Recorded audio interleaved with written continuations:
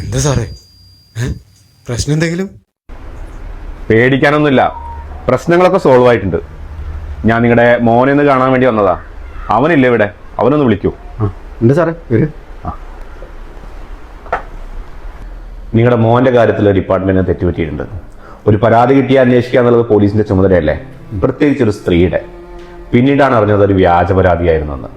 അപ്പോഴേക്കും കാര്യങ്ങളൊക്കെ ഇങ്ങനെയൊക്കെ ആയില്ലേ.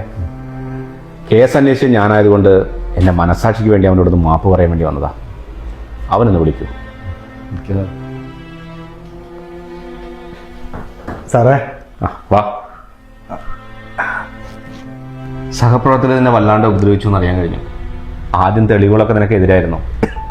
പിന്നീടാ നീ നിരപരാധിയാണെന്ന് മനസ്സിലായത്. അപ്പോഴേക്കും പോട്രാ, നീ ഞങ്ങളോട് ക്ഷമിക്ക്. സാറൊന്ന് മനസ്സിലാക്കണമായിരുന്നു, ഒരു പെണ്ണിൻ്റെ വ്യാജ പരാതിയിൽ നഷ്ടപ്പെട്ടത് ഒരാണിൻ്റെ ജീവിത. എന്നെ സംബന്ധിച്ചിടത്തോളം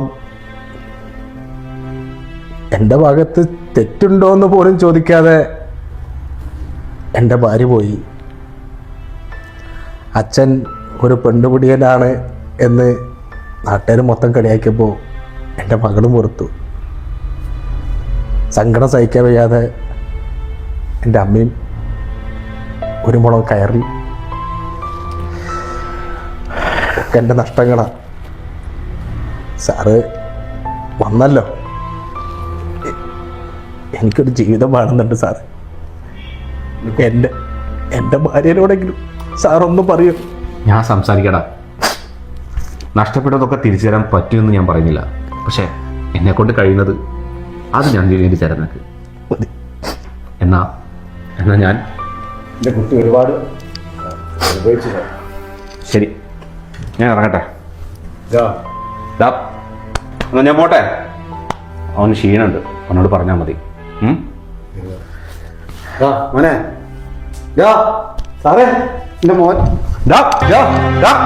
മോനെ മോനെ മോനെ.